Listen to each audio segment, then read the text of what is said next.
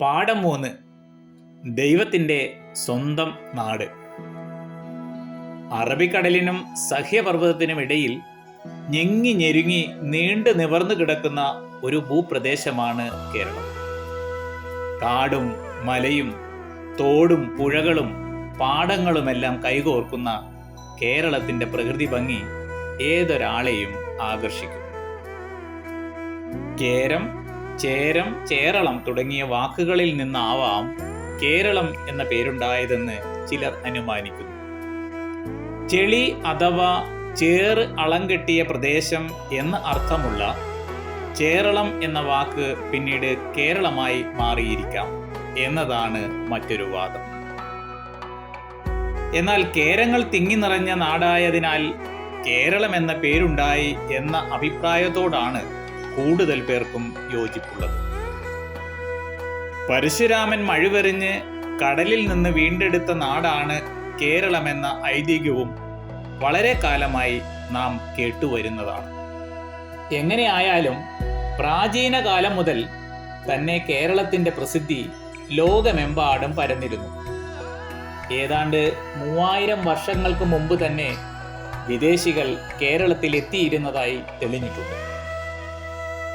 മലയാള ഭാഷ സംസാരിക്കുന്നവരുടെ ദേശം എന്ന നിലയിൽ ഐക്യ കേരളം നിലവിൽ വന്നത് 1956 നവംബർ 1-നാണ്. അതിനു മുമ്പ് തിരുവിതാംകൂർ, കൊച്ചി, മലബാർ എന്നിങ്ങനെ 3 പ്രദേശങ്ങളായി വേർപിരിഞ്ഞാണ് കേരളം കിടന്നിരുന്നത്.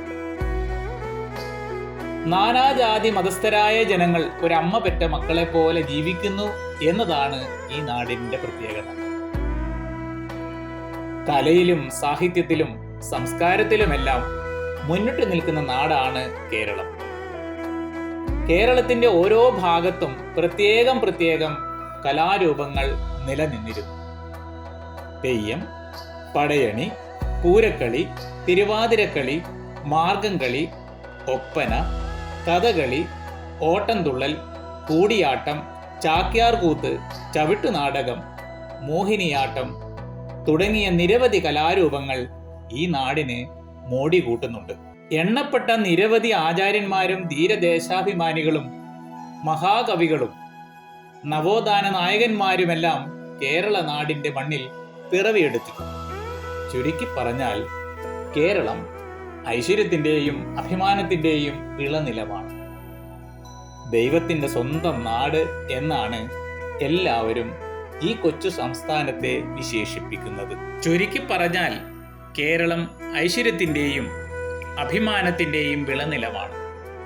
ദൈവത്തിൻ്റെ സ്വന്തം നാട് എന്നാണ് എല്ലാവരും ഈ കൊച്ചു സംസ്ഥാനത്തെ വിശേഷിപ്പിച്ചു വരുന്നത്.